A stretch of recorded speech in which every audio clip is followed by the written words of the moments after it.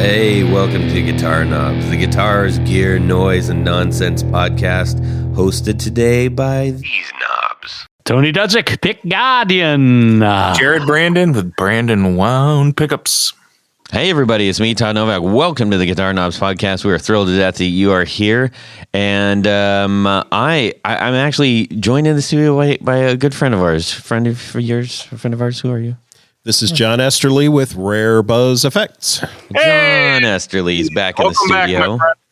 He asked special to be on this one because he's got a mutual friend, and that friend is, who are you, friend? Dan DeMay of Spun Loud Effects. Right on. So John said, look, Todd, I know how much you hate my guts, but please, I really want to be he just wanted to be involved in this one, and we're happy to have him any old time. So welcome, both of you. Yep. And Dan DeMay of Spun Loud Effects, we're going to get all up in your business about... I just got a weird look from John. Yeah, we can't wait to find out about your what you do and how you became doing it and all that good stuff. Yep. And have a couple hee-haws and laughs on the way. So, Dan, where can people check out your stuff as they're listening along to the Bouncing? Spunloud.com or Instagram/spunloud. That's where I'm most active. There's a Facebook, but I'm a little behind on there. Yeah, me too. I'm not behind on your Facebook. You know what I mean. Yeah, I think we're good. Yeah. I'm also coming down off about 27 cups of coffee today. So my knees like shaking, and I just scarfed down some food for the evening. So I'm all set. I'm very jazzed. This is very exciting. I don't even know what to do with myself. All right, everybody. We got a couple of announcements real quick. We're going to start off with Road. All right, Rode. Thank you so much for providing this awesome audio gear that we get to use. The Rodecaster Pro, this beautiful console sitting on a desk, welcoming us back every week, and the Procaster mics, which is, just a big metal how do you do right in our face. So thank you so much for providing that. It makes our show sound much better. We got a really great 4 on the floor message from our brand new Grand Poobah, Tyler Rines. Hey, yeah, I'm going to paraphrase some of this. He says, Todd and Tony and Jared, thank you for bringing your guitar joy, passion, and knowledge to the airwaves. I've been listening here for about 2 years now, since my bass player introduced me to the world of pedals when we formed our 90s cover band, Smashing Cranberries. Really, for real. We love when Jeff is on. I've noodled for 15 years before the band, and you've helped to transform into a serious guitarist with serious tone. In addition, to our namesakes, we do a 40-plus songs by everyone from Soundgarden to Spice Girls. So that's fun. You're having a good time, rocking out. That's what it's about. Nice. The wisdom you share in your interviews, 4 on the Floors 101s, helped me be a tonal Swiss Army knife. I love it. I need to be. I am beyond grateful for all that you guys do and stoked to be supporting the show. Thank you so much for all those kind words. Tyler, cool. Welcome. And we do appreciate hearing from our listeners and supporters. So he wanted to share his 4 on the floor. Number 1. Yep, Jared, you guessed it. It's the Stone Deaf Fig Fum Fuzz. I knew it. Yes. He says, it'd be great to get them on. Yeah, I've reached out to him before. I can do it again.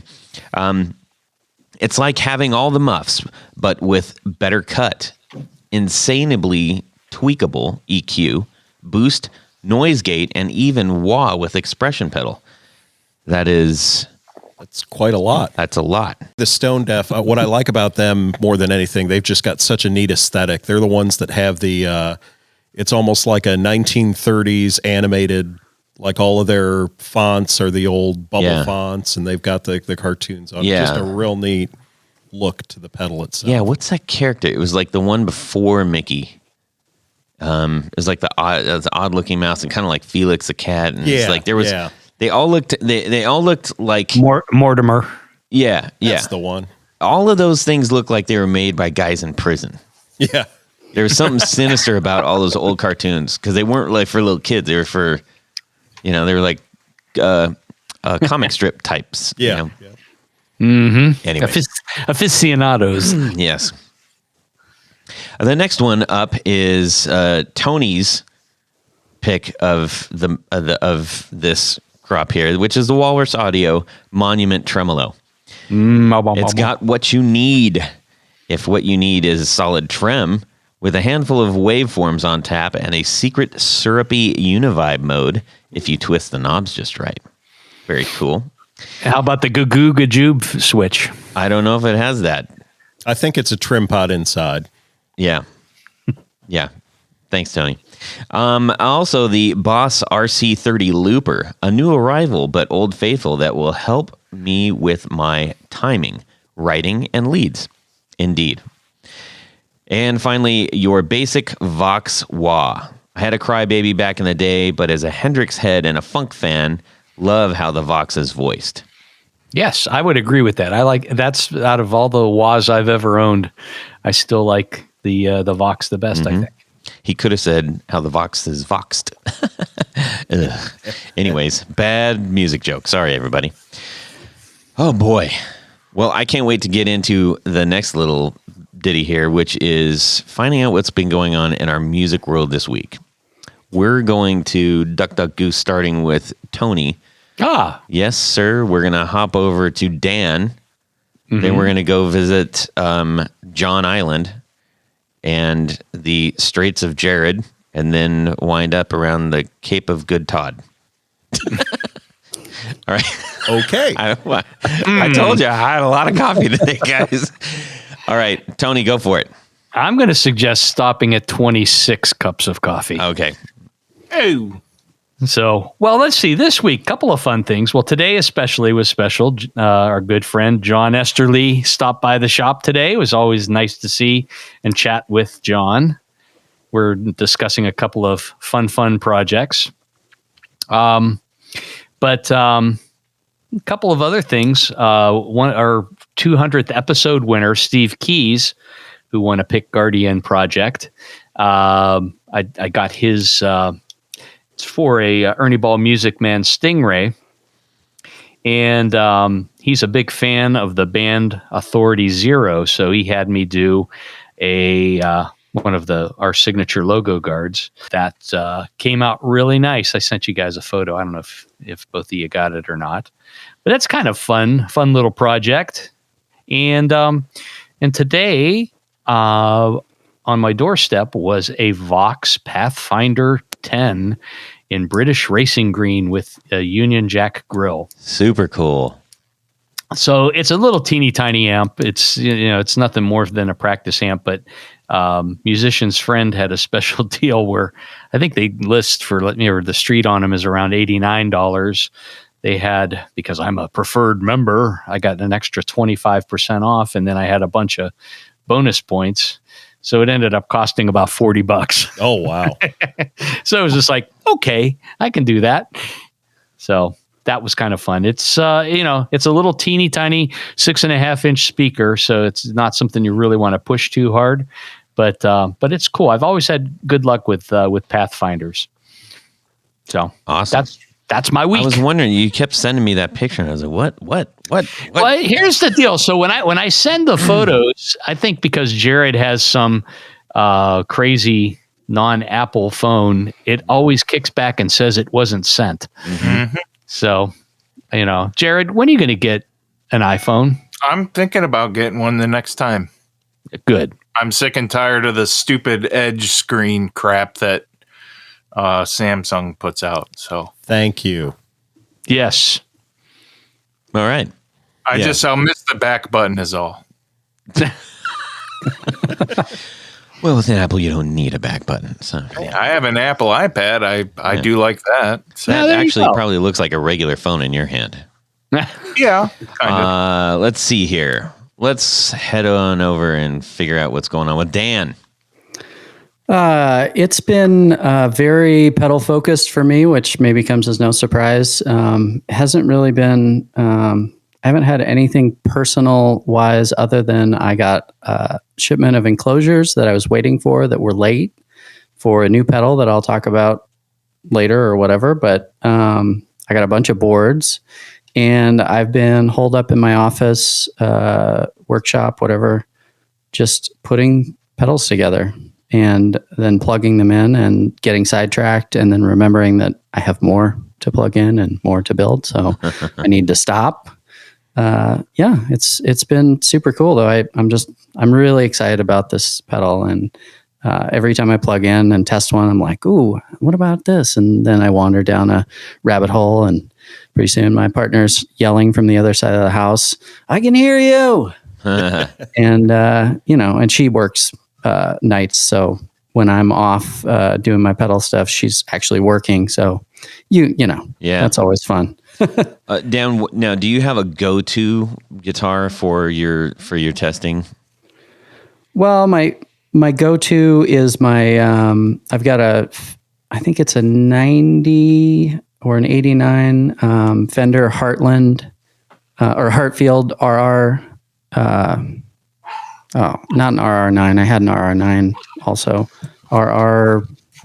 God, why it's out of my mind now, but it's I'll remember it in a second. Is that like a Stratocaster? Or it's not. Sort of. It's Stratocaster-esque. Fender did these Heartfield guitars in Japan in the late 80s, early 90s for just a few years. And the big deal with them is that they, at least from all the stuff I read back when I bought this, was that they were made better. They were supposed to be cheap, but they were made better than they were being sold at. So basically they took a loss and they gave up on it. And so that's kind of... I bought it for $300 in like 1999 or something, and nice. Have never left it anywhere behind. So, yeah, I think I might have had a Talon. Yeah, that's a super common one, and it's I was super impressed with it. I mean, they're really well made guitars, and I think that was kind of the practice run for Fender Japan to start making some of the things that they did into the 80s and into the 90s. Is that just one that you are like, this thing sounds good with all my pedals, or is this one of those situations where you that's just your favorite guitar to noodle around with? I mean, it's my favorite guitar to play. It's an RR58. That's the right number. I got hung up on the 9, but John can look it up and show it to me. Yeah. The 9 was kind of cool because it has an active pickup, and it had this yellow with blue sparkle in it, which was kind of crazy. Yep. Mine's in TV yellow, just clearish, but it's cool because it's got dual humbuckers, but it's got a 5-way pickup switch, so you can split the coils. Oh. And so I like it for testing pedals because I can get a single coil sound. Mm-hmm. And so I can kind of get both. I mean, obviously it's not the same as plugging in a Strat, but I don't have a Strat, so that's what I got. Gotcha. So, hey, really quick. Oh yeah, I see it. It's like a Junior. Yeah, they're kind of small. Back in the day, I wanted a really light guitar, and when I saw this one in a music store, I was like, that's light. It's easy to, I was into pogoing and jumping around on stage back then, so. It almost has a Reverend kind of vibe to it. Yeah, totally. Yeah. So let's see, what's going on with John here? Well, you had asked Dan about what he uses to test his pedals, and that's kind of where my week in music has revolved. So I've taken on an intern at Rare Buzz Effects, an OSU student who comes in and kind of helps out, which has been great. Go Bucks. Yeah. And so he's got a guitar that's an Epiphone Les Paul that's got the Seymour Duncan P rails in it. And I really like the fact that you can have one guitar with, I think if you do the math on it, it's 24 different pickup voicings between the neck and the bridge and the 3 different settings of each. So I tried to find a good platform because, I like weird things. So I showed Tony a picture of it today. I found this. It's an ESP LTD Viper. And the way I would describe it is if a Jazzmaster and a Les Paul, or a Jazzmaster and an SG rather, had an illegitimate guitar child, and so it is like an offset SG, and it's currently got EMGs in it, but the plan is to pull them out and put P rails in it, and then that'll be kind of the test guitar at the studio, because right now we've got, I think, 5 different guitars, and other than the Gretsch that, both Tony and Jared had a hand in, they're all, economy beginner guitars. So I'm looking for something that's a little bit nicer that we can still get different voicings out of and just kind of cut down on the bulk. So that's been a lot of it. And then also as a, just kind of a self-depreciating moment here, anybody who follows me knows that I've been putting together this Jazzmaster over the last year and finally got it in one piece. Well, last week I picked it up for the second time to play it and decided it was a little bit out of tune. And so I went to tune it, and it's got locking tuners on it. And I have never had a guitar with locking tuners, and I will be the first one to tell you I have no idea what I'm doing. So without going into exactly what happened, I end up snapping the 2 of the strings while I was trying to tune this guitar. So I figured out how locking tuners work. And now that they work, I can't recommend them highly enough, because it makes string changes quite a bit easier, but you just have to kind of know what you're doing. Yeah. Yep. Yeah. It's like trying to bake a turkey in a microwave if you don't know what you're doing. Well, and see, my thought process was the lock wasn't, what I thought the lock was doing is locking the key in place. So I was loosening the locks as I'm turning the keys, and when I got to the higher strings, there just wasn't enough meat left on the bone, and they were snapping out of the headstock. And of course, when there's only about a 1/4 inch of play in it, you can't really feed it back in. And right. So yeah, got a fresh set of strings on a guitar the second time I'd picked it up, and yeah. But nice. It plays like a dream. So are you going to put locking tuners on all your stuff now? I really think I am. In all seriousness, if for no other reason than I had those strings changed out in under 5 minutes. I mean, it just cuts the time down so much, not having to sit there and spin the tuner 60 all the times. Winds and go, doggone it, I put too much on it. Yep. It makes life so much easier. And then really, once it's set, it's kind of set. It doesn't pop around at all. So. Yeah. Right on. Jared, how about yourself? Ooh, what have I done in my guitar week? I've been trying to decide what guitars I want. I think I want to sell some guitars and make some more room. I had a little theater room in my basement, and that became my office room for my little pickup business. So my little pickup business is just taking over my whole basement. So I want to make some more room. And as John was saying a second ago about, having all this bulk and having all this test equipment, man, I've got all these Marshall amps, these stacks, these different kinds of amps. I got a Fender amp, and I got an Orange amp, and all that kind of thing. You have a music store in your basement, dude. I do, and I need to get the minimum. Oh. I want to cut it down to the minimum as far as amp goes, and make more room in that room too, and just have it not be so daggone cluttery. But I bought an Epiphone Wildcat, maybe I can't even tell you how many years ago. I may have talked about it on the podcast, but you'd have to find the episode, and that's when I got it. And I'm not going to look for it. So I can't tell you 210 episodes. I know. So have fun. But no, I got it out, and Zach was here, and I wound a New Yorker pickup, and I forgot the name of what's a New Yorker pickup. Okay, so Epiphone New Yorker was just a model of what Epiphone made in the 50s, and I'm hoping Tony can help me out a little bit. They had a single coil pickup, and it was around the same size as a mini humbucker / Firebird pickup. Yeah, I would say in terms of size, it was about the same, but yeah, it was definitely not a mini humbucker. No, it's a single coil. It's got an enormous magnet inside, and it's actually, the coil is wound right around onto the magnet. So there's tape and some sort of insulation between the magnet and the windings, but the windings are directly wound into the magnet. And so I got into an original one and figured out how they were made, structured, whatever. It's very simple, very basic. So I made one.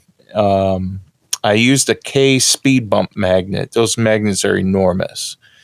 And I made one of those pickups for this Wildcat Epiphone. I had Tony make me some really cool tortoiseshell pickup surrounds, like beauty rings for these, because it originally had the dog ear P90s.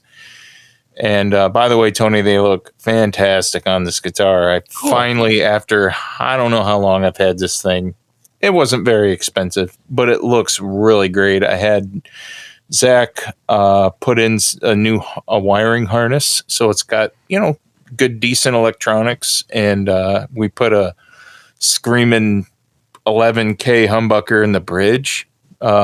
It's a Firebird type pickup, and the New Yorker style is in the neck, and it sounds so warm. It sounds so warm and good that it actually pairs perfectly with the hot screaming, Firebird humbucker. I love that I can hear you searching for an adjective, and you just said, screw it, it's good.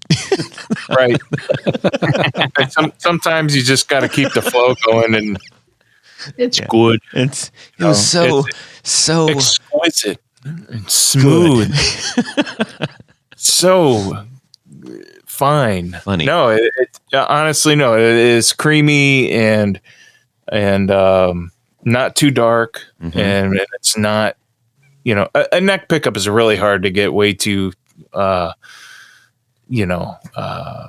piercing or twangy. It sounds really great. Can you tell us? You mentioned K pickups, the toaster, not the toaster, the speed bump. PV did the toaster, but the speed bump. Can you just describe that, just in case anybody's like, "What the heck is a speed bump pickup?" Yeah, so K, I'm not sure if K built the pickups or if they bought the pickups from some company, but these pickups are a little larger than a Firebird pickup, because everybody knows what a Firebird pickup looks like.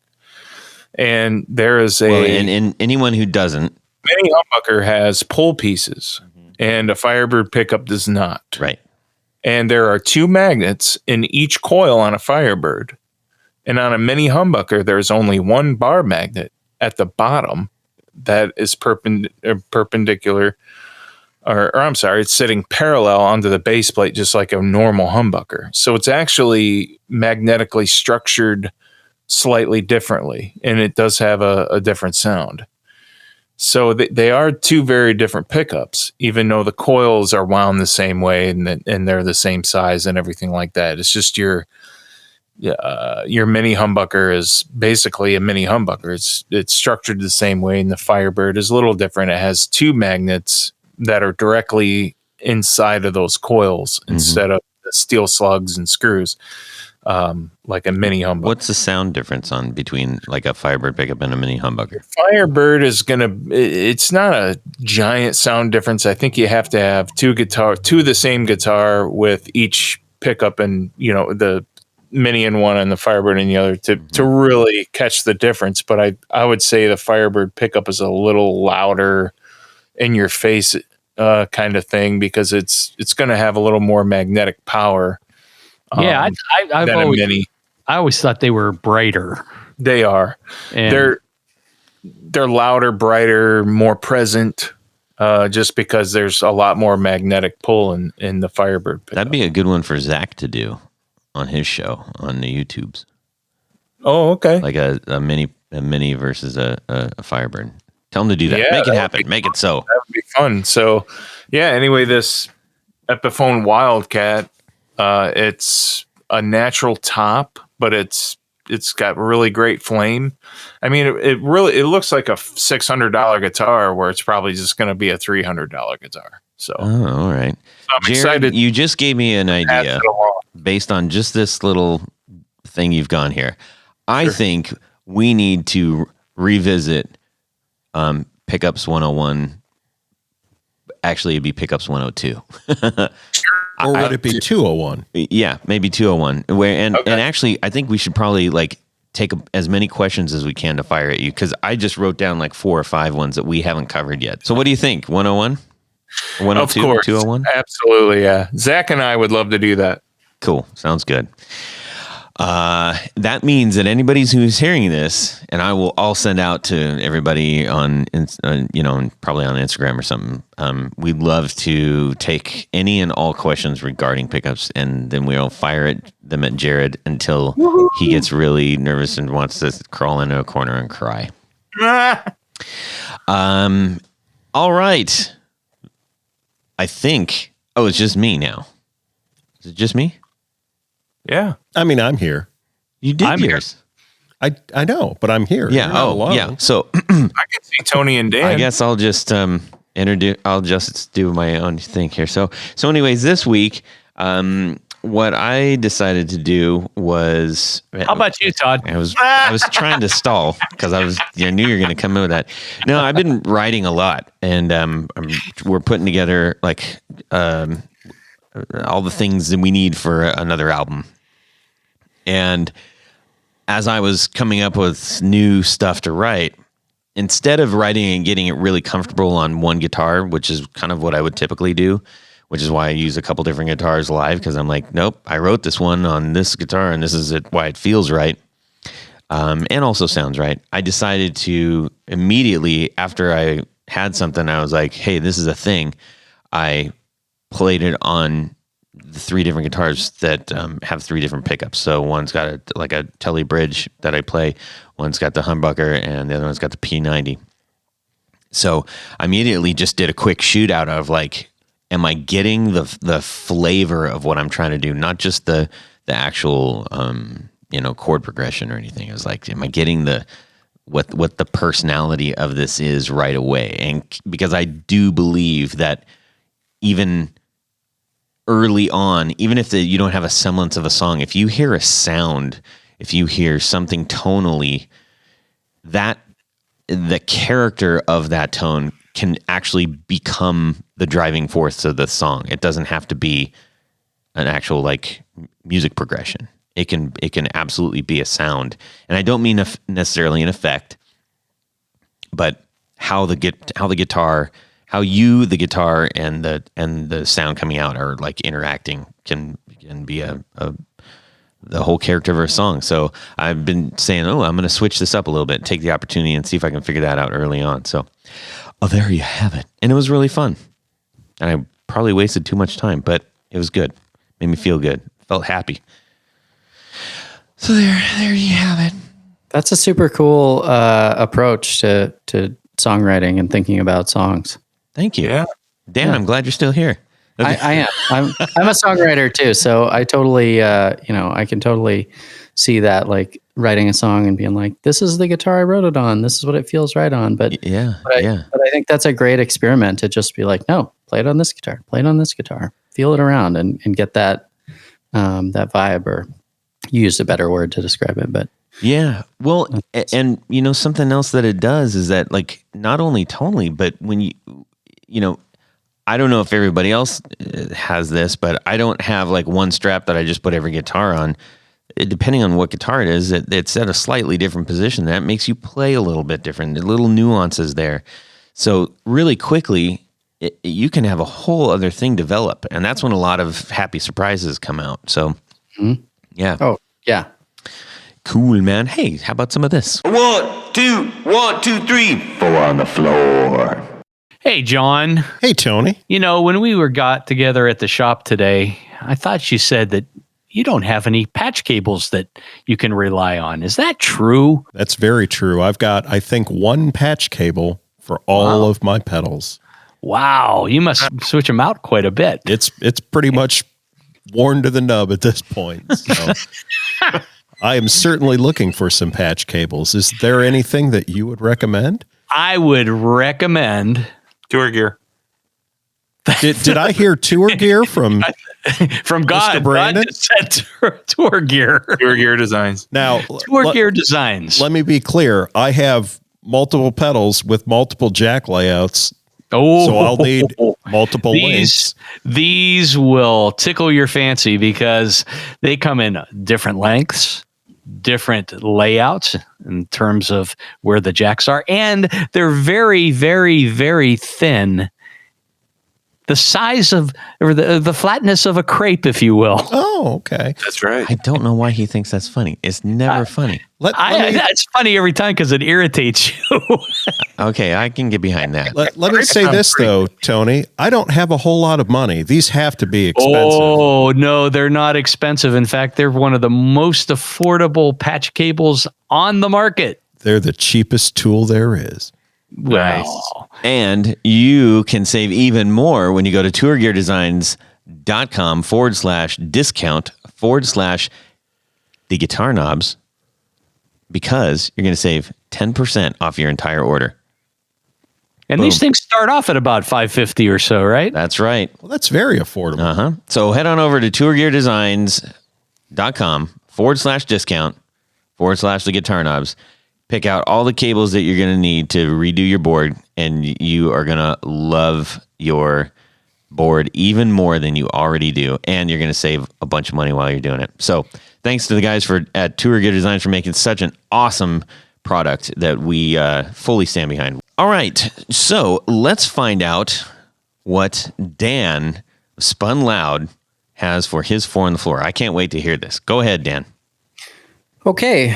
Well, I tried to think about a lot of things putting this together, but I had to go back to my my days when I played shows, and obviously that's past tense for all of us right now. But I haven't played a lot of shows in the last 10 years, a handful, but I used to play a lot of shows, and forever and ever, the only pedal I had was this pedal, which is the Visual Sound Jekyll and Hyde.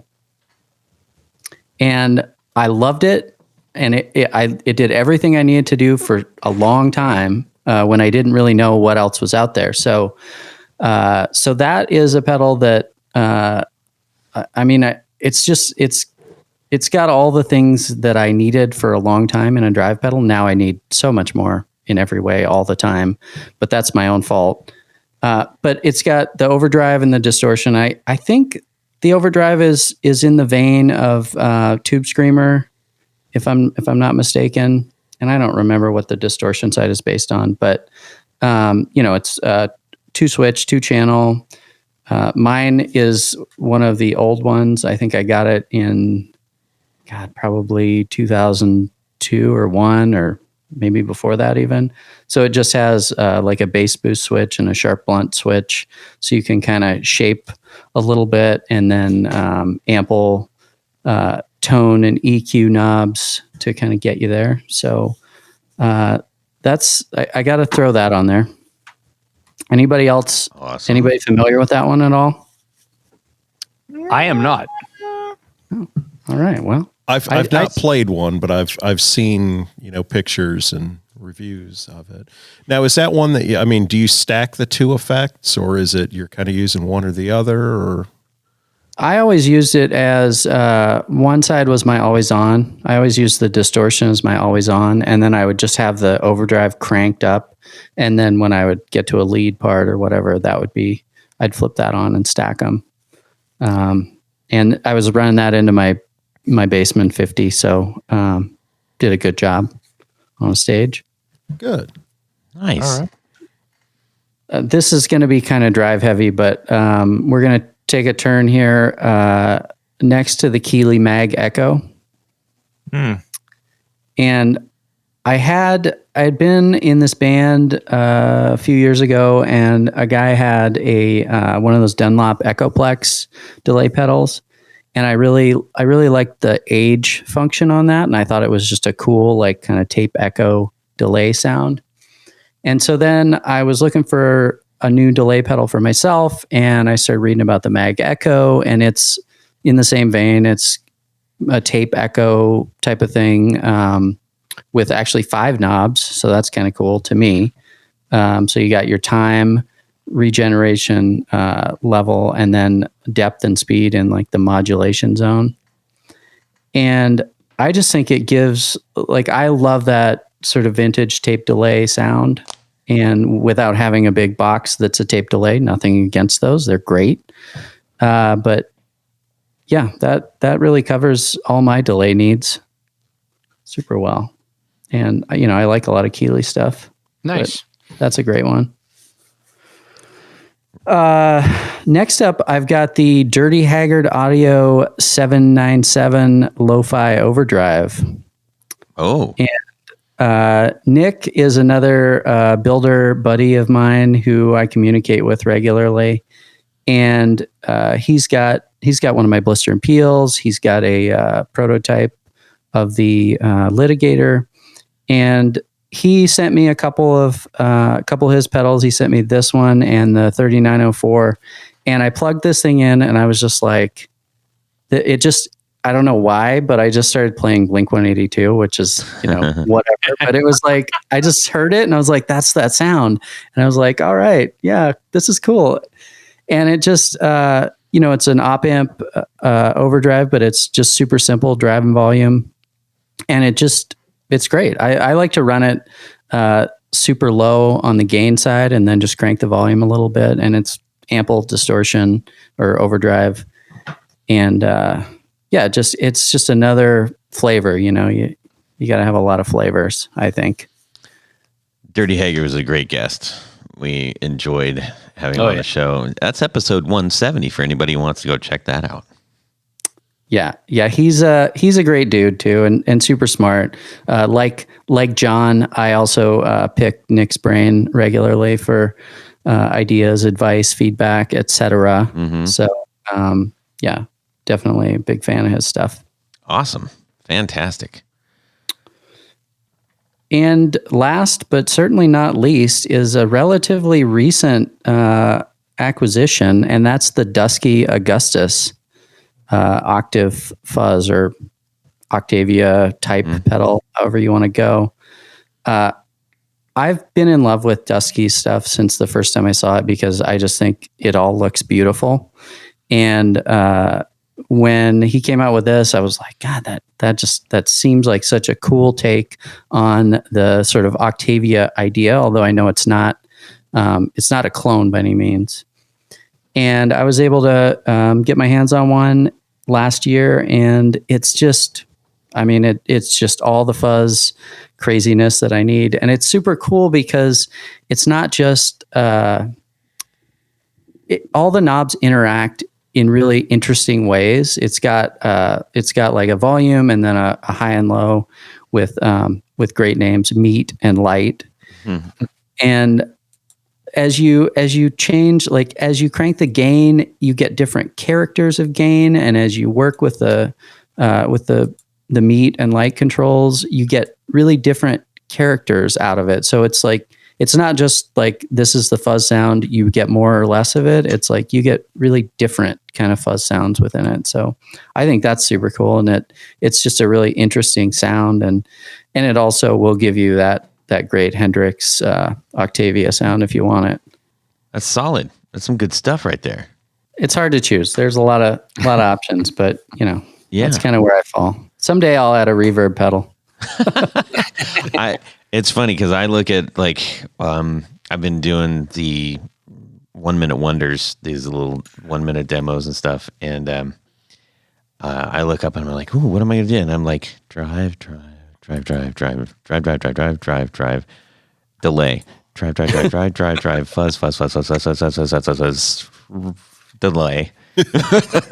I'm like, man, I need to change up. I need some other stuff in here. You need to get a flanger pedal or something. You know? I have the Swiss Army knife from that guy. Oh my gosh, I can't remember. I can't. I just blanked out. I'll loan you my biphase and do a 1 minute wonder on the biphase. Hampton? Jared, who makes the biphase? That would be Mutron. Oh, he said it right. Nice. Oh, he's a big boy now. I'm a big kid now. Yeah, man.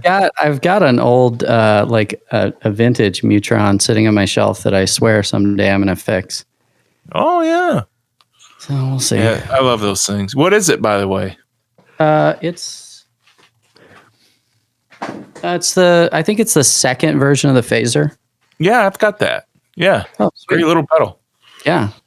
I mean, I also have a flanger on my board, but it's my flanger. So there you go. Right on.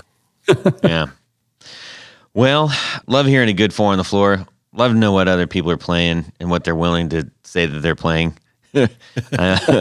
Yeah, sometimes we get some ones that, it's like, wow, no idea. I'm going to go research that. And so it's always great to hear that. That should be the case for just about everyone that we get to do. We need to dig into the story of Spun Loud. Is that the right or Spun Loud? Spun Loud. Dan, are you an electronic genius by nature? Is that is that a natural thing? Did you go to school for this? How did you start putting things together electronically?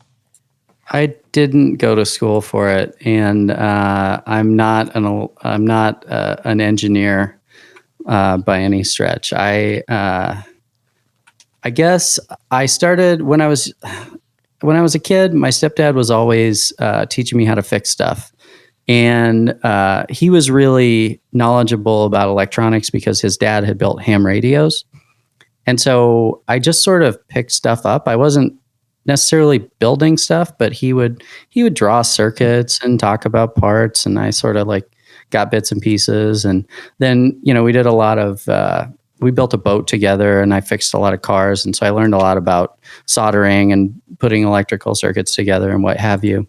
So that stuff was sort of rattling around in my brain for a long time, and I did a stint working in an electric motor shop as well, where I built big electric motors, like industrial type stuff.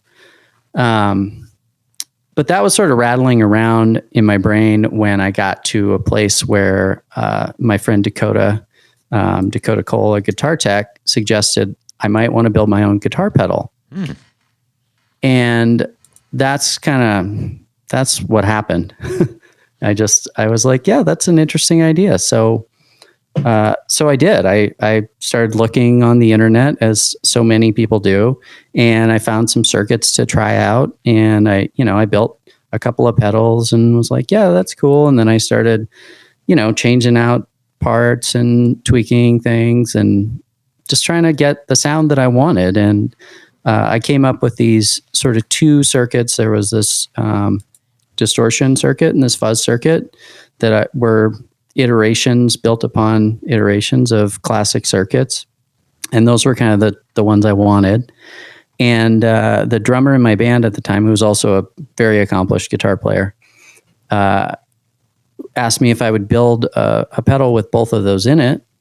And so I was like, sure, yeah, why not? And set about doing that. And then I was like, well, if I'm going to build it, I should make cool art for it. And then I should call it something. And I should it should be made by some effects company. And so I sort of went down this road, and in the end I handed him on Christmas this Blister Peel, and that was the beginning of everything that happened. And he loved it, and the other guitar player and bass player in my band at the time loved it and wanted one. So that's great. I built some more, and it kind of got out of control from there.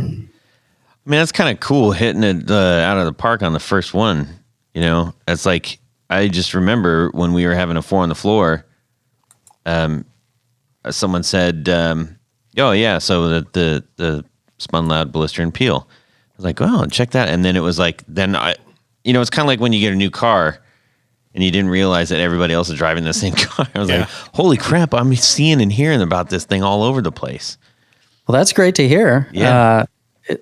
Yeah, it's definitely, it kind of surprised me, to be honest, because when I first built it and I played it, I was like, yeah, that sounds pretty good. And I was, of course, I was testing it at home and on a little practice amp at initially because I didn't have anywhere to set any gear up, and I was in this little tiny house anyway. And then when I started playing it through some bigger amps and stuff, I was like, wow, this is cool. And then I just kept hearing what people were doing with it. And, yeah, it's super exciting. I mean, I'm happy. So do you find yourself using the blister side or the peel side more? It really depends. I intended it to be the blister side would be my always on, and the peel side would be my sort of lead stacking. But then I actually ended up going the other way. And so a lot of times I'll run the peel side on a kind of a lower gain setting. And then, and of course it has the tone control on that side. So then I'll stomp the blister on with the gain cranked up, and that'll be my lead sounds. Let's hit real quick what the difference between, so it's a dual drive pedal. On one side is the blister and the other side's the peel. Can you just explain a little bit about what those two are and how they interact? Sure. So the blister side is based on the Electra distortion, which is any pedal builder probably knows, and many pedal people know, as a sort of a classic distortion circuit that started out as it was a built-in, like an onboard distortion circuit. And it's a fairly simple circuit and has been replicated and changed and modified a gazillion times. And the way I set it up, I found that I was getting some really ripping distortion, but then cranked all the way up, it slips into fuzz territory, maybe octave fuzz, depending on what your setup is, but it gets way up there. And so that's just got a volume and gain control. And then the peel side is based on the Christian H Baz fuzz circuit that has floated around for some time. And that's a super simple fuzz circuit. And I tweaked it a bit and ended up sticking an LED in a rather key position inside of that, and got some sounds that I really liked. And that's just got your volume, gain, and tone. And the tone is more of a treble cut or add a little sparkle to it. So that's and that's more of a traditional fuzz kind of sound, I guess. Okay, so when you have both of those working to get, like, if you have either one of the sides of your pedal, how do they work together, and maybe even how don't they work together? Because that's a sound too, right? I think that they go really. I mean, they pair incredibly well. I think anyway, and others have said as much. Obviously, they stack and they will really, I don't know. I feel like sometimes you stack a distortion and a fuzz and it doesn't really do anything to me. I mean, I've got a couple other things that I've had on my board and I stack them and I'm like, yeah, it's not really jazzing things up. With this, you definitely get a lot. And if you crank them both up and you stack them, it gets pretty wild and pretty out there. Well, and to clarify, when I say how don't they work together, sound, what is good sound is very, very subjective. And to some, when you do goose both things, or you have the tone way down low on one, and sometimes, I guess, the spectrum of what sounds good, there's always that sort of like, oh, that sounds kind of off what I was thinking. But that could be a hidden awesome sound that maybe just on the outset doesn't sound readily accessible, but when you do something else with it, this is kind of those hidden ugly things that kind of sometimes sound amazing, like a range master. Depending on how you are recording it or what guitar you're playing at, it might sound nasty, terrible, like, oh, I don't want to use that. But if you're recording it, and if you're recording it with a certain mic or the amp a certain volume, it can sound better than everything that your ear is actually hearing on the outset. And that happened when I was actually doing the demo. I said, "Gosh, I don't like the way that sounds." And I went back and listened. I'm like, "Oh my gosh, that sounds amazing." So it could be just the two things that are sitting on the outsides of my head playing games with me, but that's what I was going for. Yeah, well, I think one of the things that I sort of discovered after I had built a few of them is that the tone control, like if you turn it all the way. Depending if you have a version 1, if you turn it all the way counterclockwise, if you have a version 2, it's the opposite direction. But if you cut all the treble and you just have one side on it, you might kind of go, well, why would I want that? And that's what I thought. And I was like, oh, okay. So really the treble control is only useful from here up.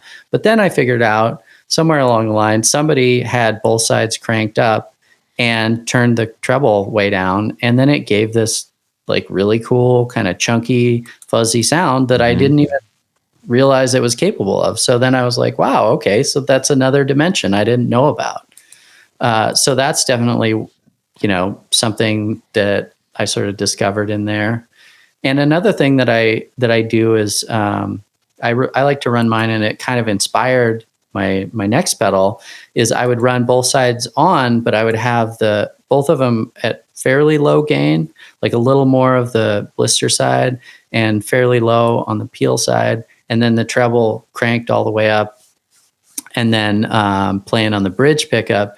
And I would get these, kind of jangly, 1960s kind of British blues rock sounds that I was just really into. Neat. And that was something that I didn't discover for a long time, and it's my own pedal. Right, so awesome. So when you're building, what is the hardest thing for you to do when you're building? Like, do you have sort of the thing that is maybe I don't want to say the weak link in your abilities, but maybe it's a harder thing for you to do? I mean, I recently, with a lot of help from John, learned how to lay out PCBs in Eagle, and that was a huge hurdle for me to get over, because I had been, so when I first started the Blister and Peel, I was building those on strip board or Vero board, and it's very time consuming, and you got to cut the pieces and cut the copper, and I mean, it takes a long time to build them. And so I had Jordan at Pinebox do a layout for me for that. And so that's when I went to the V2, and it was on PCB, and it's great. It's so much faster. And I was like, I got to learn how to do this. And I started working on it, and John can tell you how many gazillion messages he has gotten and will continue to get from me about Eagle. But I just like getting over that hump. It's like it unlocked so much for me. Like I'm probably, I'm not going to be prototyping much on a breadboard even at this point, because it's like, well, I can lay something out, and if I think it's at all usable, I can order some prototype boards and try it out that way. So that was a big one that I recently got over. But I also think that not being an engineer and not, I'm not an expert, and I don't know everything there is to know about electronics design. So that's an area where I just keep trying to learn and read things and ask questions and, keep growing and, and building stuff. So that gave me such comfort and warmth knowing just, I'm not being like facetious at all. Like I love to know that people who are making awesome stuff aren't you're not an expert. You just said it. You're struggling through these things, John. It's funny because all you have to do is know the answer to the question someone asks you, and you look like a genius. But on the other end of that, you have to know what question you need to ask next. And to Dan's point, I'm the very same way. I spend every minute I can studying what's out there, looking at schematics and trying to figure out what's going on here. And if I don't know, that's when I ask. And it's definitely an uphill journey because I'm in the same boat. I've got no formal electronics background. It's all self-taught. So it's tough. Well, but that's how you learn. That's how you just bang on something, and pretty soon it's like, oh, that works now, I guess. Right? That's right. Yeah. Or you call a friend. I figured that's how I learned to a play lot guitar. more solder on it. Yeah. Solder. Go bit. Yeah. Or go on a Facebook group and learn from everybody else. There you go. People do know. So let's see. You also have something else called. Is that pedal? Is the next pedal officially out? The Law pedal. It's not released yet, but we can absolutely talk about it. I just can't. I don't know when this is going to air, so I guess week. that. Okay, so I can't say the exact release date, but I can talk about roughly when it's going to be available. Cool. Well, let's talk about that one real quick. Okay. Well, it's called the Litigator, and it's an overdrive pedal.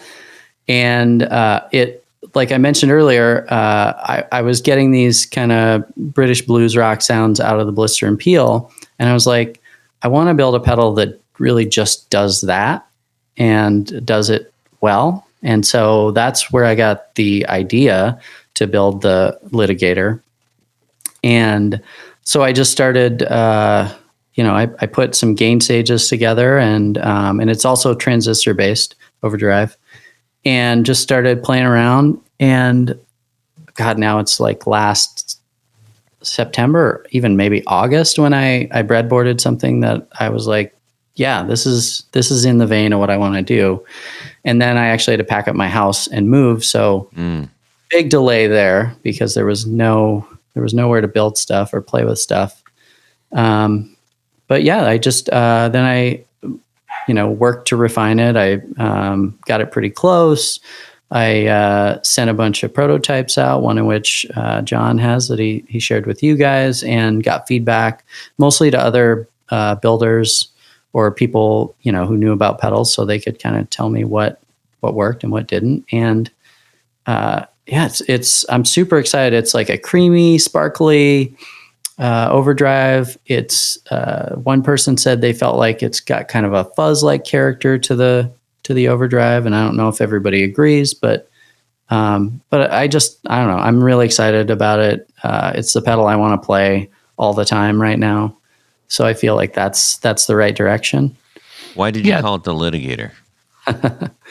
Well, because it was taking its inspiration from these these British blues sounds. I was telling a friend about this friend of mine, Kevin, and he's like, "Oh, it sounds super cool." He's like, "Dude, you got to call it the Litigator," because of course, the blues lawyer joke kind of came up. Mm-hmm. And I was like, and I kind of said, yeah, thanks, and at first I was like, oh, I'll think about it.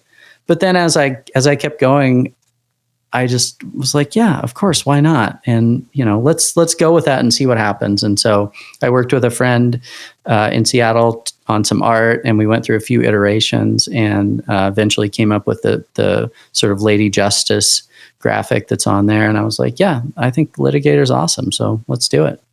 Nice. It kind of reminded me of like a little bit of a Tweety kind of thing. Okay. All right. Just like pushed.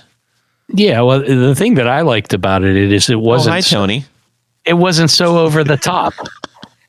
Oh, hi, Todd. Nice. What time did you get here, Todd? I was sitting out front. We didn't even know each other were here.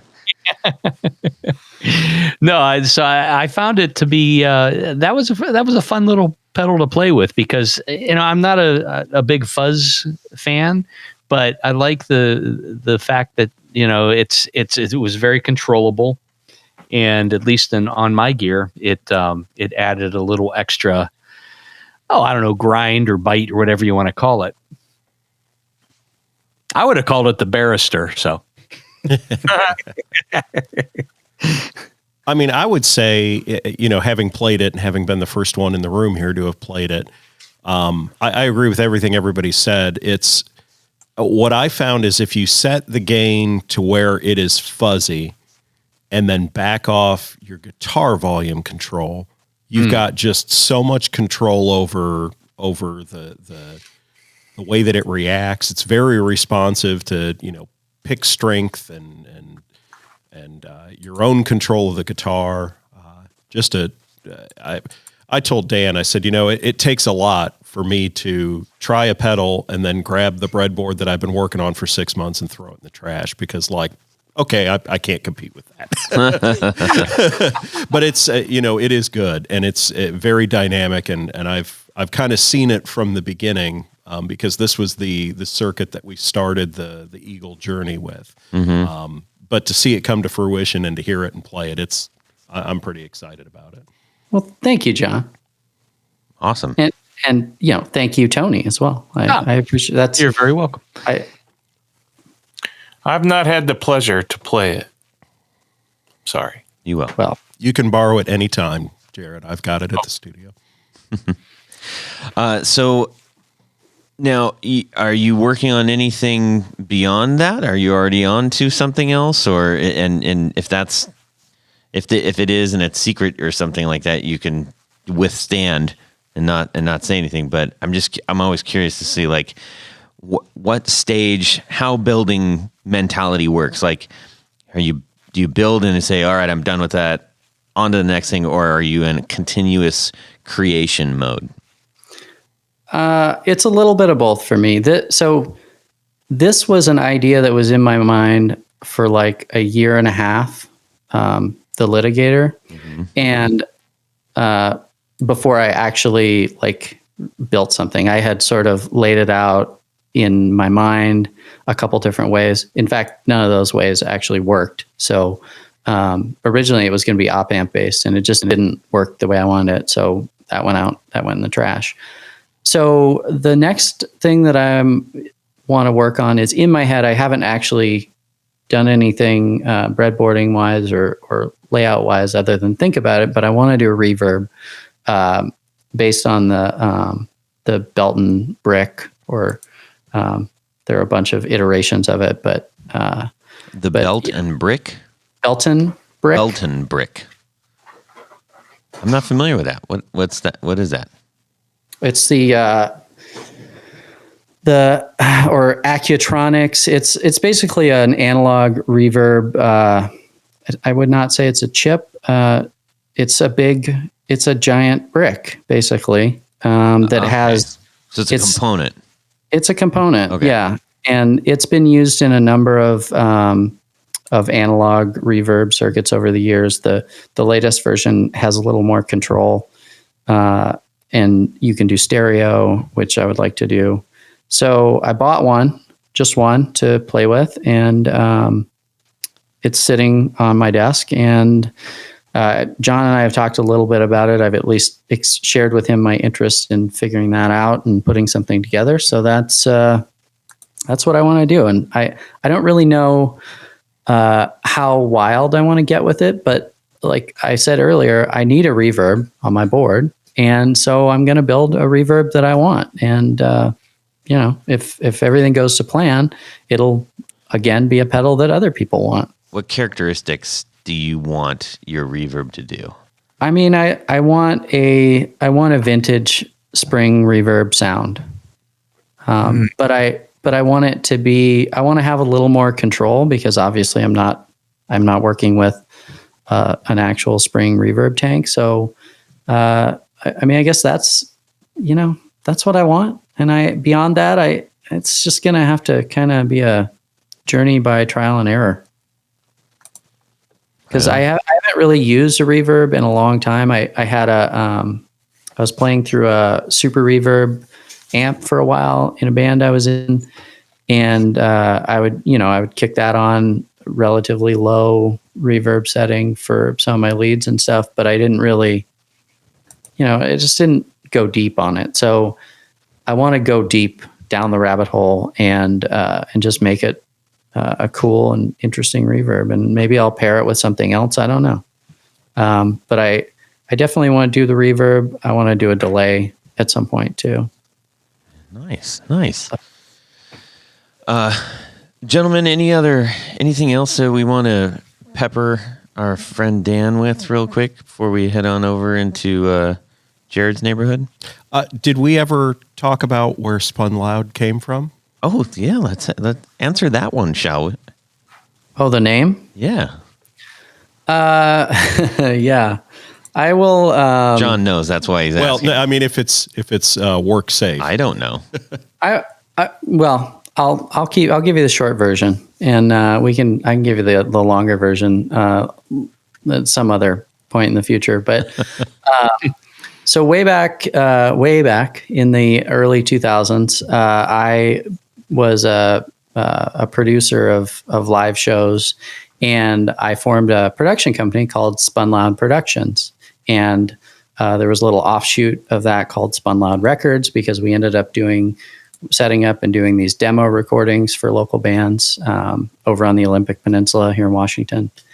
And so for a number of years, that was my thing, and it was super fun and interesting. And so when I got around to doing the pedals, I was like, that sort of popped in my mind, and maybe it was for lack of a better idea, or it was just something that I was attached to. It was a little sentimental, right? So I went back and I dug up the old logo for that, and I was like, well, that's not really going to work. So then I, of course, started from scratch. But I decided it was a nice little homage, if you will, to that time, which was a super fun and interesting time in my life. And yeah. Awesome.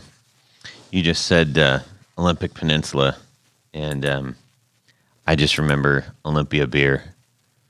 Oh, and I still think that's the coolest beer logo ever. I love it. Yeah, two fun asides there. One, I lived down in Olympia for a few months during a legislative session some years ago, and I lived right up the hill from the Tumwater River and within sight of the original Olympia Brewery. Wow. So that was kind of cool.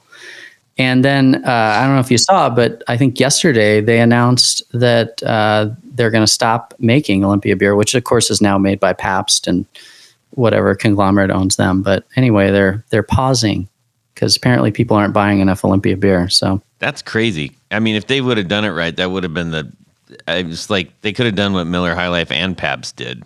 It's like they could have blown that up, because it was sort of like the West Coast blue collar beer, Anyways, yeah. I just remember as a kid, my grandpa, we'd be having waffles, and he'd have a waffle in Olympia.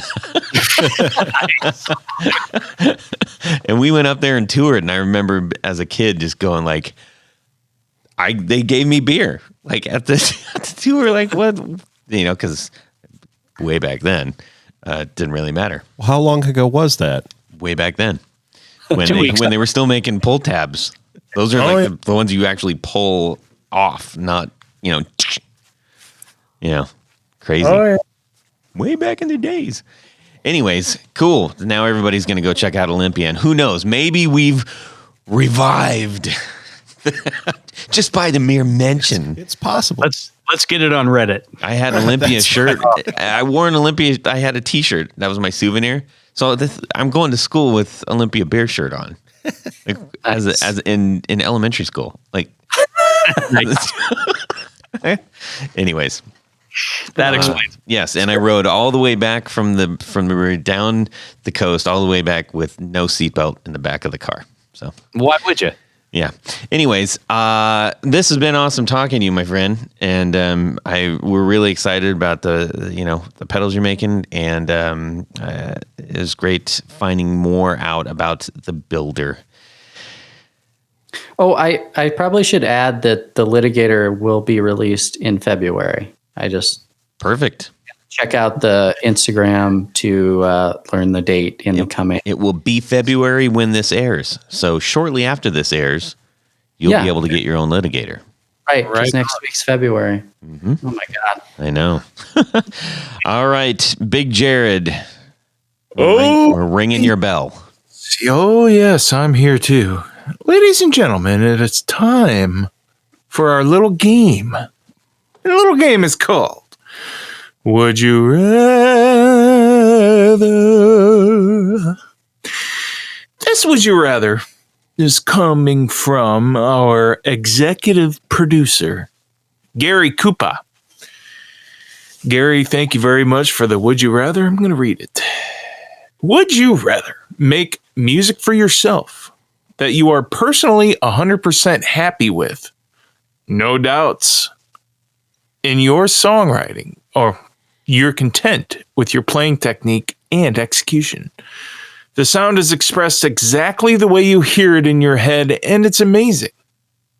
But you're the only one that ever gets to enjoy it. Nobody else outside of the band gets to hear you play. Or would you rather be playing music that is heard and loved by millions and billions, but you had zero creative input or control? Basically, functioning as a super successful gun for hire type of musician. Oh, the question of the ages right there, man. Yeah. So in other words, would you rather write some awesome music that nobody will ever hear, or would you rather just, be a sidekick of somebody who does and millions of people hear it? Well, the first very poetic version of that, I'm going to hang on. Tony Baloney, you first. We all took a step back, and you're standing up. You're standing there now. That's what I thought. I heard somebody moving backwards. A breeze. Really, what is the point of writing something if nobody's going to hear it but yourself? I mean, so, enjoyment, fulfillment, achievement, all the mints, big can of mints. You're familiar with that, Todd? Yes. Oh, that's mean. Terrible, Jared. Jared. Why are you so harsh on me, Jared? Go get yourself an Olympia beer, Jared. I'm the worst. I know. All right, Tony, you're not getting out of this. I think I'm going to be the sidekick that plays the stuff that millions of people enjoy. I mean, I don't write the songs that make the whole world sing. That's basically it. So you can, take that to the bank. All right. Let's see. I'm going to go over to John here. Well, Mr. Dudzik and I agree on a lot of things, but I don't think we're going to agree on this. I feel the opposite. You're not coming to the shop anymore. You're out. Oh, shoot. But I really feel like, my journey through music has always been for self-fulfillment. And, that would be my ideal scenario, is to be able to do exactly what I want, to think something in my head and have it come out of my fingers. And I guess given the choice of those two polar extremes, that'd be the one I'd choose. Now, obviously, I'd love to be somewhere in the middle, but... But also, I'd like to point out, I'm a little disappointed, Jared, that we didn't get to go walking down the street at the beginning of this. Well, he's not finished yet, so maybe there's still time. Jared, how about yourself? Well, see how he's going to work this one in. When I was walking down the street,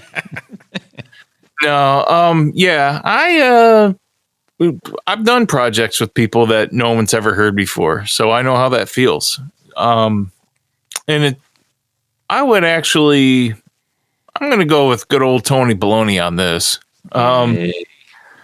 You've got, you got your bands that do the power hits, and you've got the people that are very loyal to those bands and they want to see all the original members.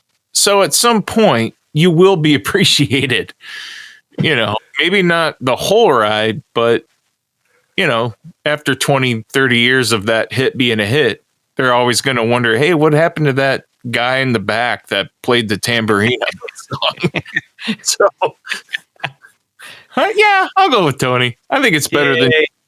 I want to give credit to John, though. I understand where he's coming from, and in some aspects, I agree with him, too. Okay. But I'll go with Tony on this. All right, Dan. Yeah, I think this is a good challenge, but I think I'm gonna end up going with John on this one, just because I think I'm kind of in the same boat that I started playing music because I wanted to write songs, and and I enjoy that, and I like playing my music, and I have certainly worked on, as Jared said, I've worked on projects that never saw the light of day. And even though they never saw the light of day, it was super fun to work on them. Mm-hmm. And so I think I would rather, occasionally have somebody hear my music, but if I got to pick one, I think I got to go with that, because I don't, it would be fun to be a hired gun and be out there doing the big shows and everything, but I think I'd get more satisfaction out of just writing my stuff and having it here. What about you? Deciding vote there. Vice President Novak. Well, here's the deal. I mean, I've been in bands where it's been my own music. I've led a Johnny Cash tribute, and I've led a Clash tribute, and have done special nights. We did like Johnny Clash tribute. Well, that's how it started, actually, and that's what the original band was called. And done some shows where we were just like, all right, we're just gonna have a Misfits night for Halloween. That's amazing, right? And here's what it comes down to for me is that I love the creative experience of the music. I also, maybe more than that, know how much I love rock and roll. Like, it is in my bones. I absolutely love it. And I love the shared experience when I'm playing a show. And if you're playing and you've got the same energy and the crowd's, it's like, it's a very, very special thing. And I've had that in both instances, whether it's my own music or, I'm playing something that's already been done. I get a little bit extra when it's mine because, you're like, right? This is the thing I made. You like it? Yes. You get that back. But I've had fantastic experiences just rocking out, just all of us together. It's not mine. That's okay. So I'm going to go with, as long as I can just have a kick-ass time rocking out, I'm going with that. With if it's somebody else's stuff, that would be all right with me. I guess that's better than being known as the guy in the back that played the tambourine. Well, if he's rocking out, then more power to him, right? So it sounds like we have Knob Island and Builder Island. Yes, I get it. It's true. It's true. So anyways, that was a really, really good one. Yes, and that was very difficult to answer. I mean, I think most of us are actually probably on the fence on that. I don't know that there's... Thank you, Gary. Very, it makes you think. Very insightful. All right. Tony? Yes? We have a few people to thank, and then we're going to say thank you and adios to our pal Dan. Yes. Well, dude, you keep adding to my list. What's going on here? Man. Are people just they must listen to this segment of the show and get so inspired? Is that what it is? It is inspirational, Tony. It's the Tony your voice, Tony Baloney. Yeah. Well, of course, I'm talking about the segment of the show where we like to thank a special group of people. These would be our executive producers. Yay. They help make they make the show possible. Let's not mince words. They do it. You might be wondering how you can become an executive producer. Simple. Patreon.com/The Guitar Knobs. You can check out a couple different levels in which you can participate and become a patron, a sponsor, if you will, of this podcast. There's a great bevy of thank you gifts, including things like t-shirts and barefoot buttons and keychains and picks and stickers and All my kinds goodness, of stuff. the list goes on. But as an executive producer, you get all that great stuff, but there's one more thing. And what is that, Jared? You get to have your name read on the thing. Your name read on the thing. And that's what I'm going to do right now. And in honor of having three new executive producers, Wow. I'm going to start from the newest and work my way backwards. So I'm going to read this group of people right now. We've got a couple of new executive producers. So we're going to start from the newest and work our way backwards. So special thanks to Rob Saxby, Gary Cooper, Douglas King, David Rando, Jason Roush, John Jackson, Michael DeLucio, John Williams, Tig Harmon. Uh-oh. What happened to my phone? My phone go boom. Richard Kendall, James Pennington, Liam Martin, Matt Hart, James White, Brett Alexander, Justin Jones, Doug Gann, John Esterly, Man. Hey. Chris Heidel, Brad Partridge, Tyler Bray, John Anglin, Anthony. How about Anthony Anthony Lanthrop, Johnny Knowles, Stefan Lamb, Michael Senchuk, Brian Robison, Ken Sayers, Michael Van Zant, Doug Christ, Darren Gregory, Chris Kearney, John Daly, Martin Cliff, and Tom Morazan. Whoa. Right on. Thank you. Oh, wait. There is an elevated level of an executive producer. We like to call them our grand poobahs. That's right. We have a previous executive producer who has now become a grand poobah. Who is it? Are you waiting with bated breath? I am. Who is our new poobah? Our newest poobah, Mr. Tyler Rhines. Hey. Right on. And in addition, how about Tim Nowak, Steve Keys, Adam Johnson, Mark Garton, Tommy Manasco, Sean S. Yes.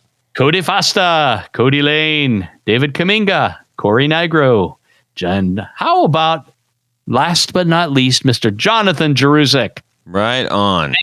Thank you. Thank you guys so very much. Truly appreciate it. Keeps us going, and it warms the cockles of our souls. Hey. Let's see. We need to say a ginormous thank you, in addition to our friend Dan of Spun Loud Effects. Dan, thank you for joining us tonight. Hey, thanks Dan. for having me. It was a blast. You bet. Fun. And where, again, can people find you and buy your awesome stuff? They could find it at spunloud.com or Instagram.com/spunloud, or I guess Facebook.com/spunloud. But try those first two because you never know. Right on. And when this comes out, your new pedal is going to be available. So everybody needs to jump on that while there's still some being made, right? Yeah. In fact, if anybody wants to get the early word, I'll probably be sending out a email blast to anyone who's signed up on the website. So Good that's call. a good plan too. Make sure you do that. All right. And John, where can people find you? Well, you can find me at www.rarebuzzer.com. That's with an ER at the end. At rarebuzzer everywhere on social media.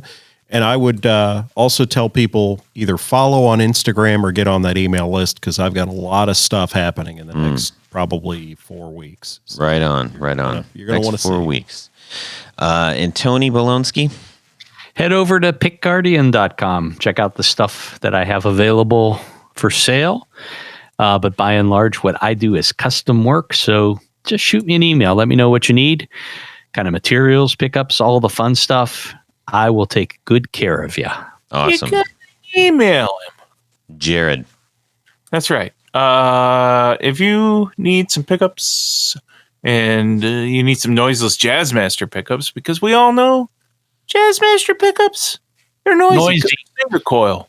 You need noiseless. Go to BrandonWongPickups.com and like Tony, I am a very, very custom builder. type guy, so just send me an email, call me. I don't care. I answer the phone like an idiot all the time. So call me. Right on. And we'll talk. Fantastic. You Check out my show. Oh, yeah. Rewind Time with Brandon Wound Pickups. I've been enjoying those, Jared. It's good. It's nice to see you. Thanks. You can check us out as well on YouTube. We are up there. You don't have to see us much. You can just listen along while you're doing whatever you happen to be doing, cleaning the house or crying in a corner or whatever you're doing. And you can drop me an email, todd@theguitarknobs.com, or DM on Instagram @guitarknobs. Send us a little something. I'll share it with the two clowns, Jared and Tony, and we'd love to hear from you. Send us your Would You Rathers, too. We're running a little low on those, everybody. So in the meantime, big thanks again to Dan. Have a great guitar week and subscribe! Yeah. What is happening to me? It's You'll come out smelling like gold on the other end, hopefully. And I don't know if that smells good or not. What does never gold really smell smelled like? gold. You're 5 by 5, Dan. Sweet. I have a potty mouth. Oh, Tony, yes. Hello. Yes. let's get this party started. I've actually heard that they're developing another one that's basically like a small piece of like chewy gum, like wax kind of thing. And you just chew it up and spit it out, and that's what they test. Oh, I want that. You can't eat it, Spit it out. Jared. No. Spit it out. Not No. food.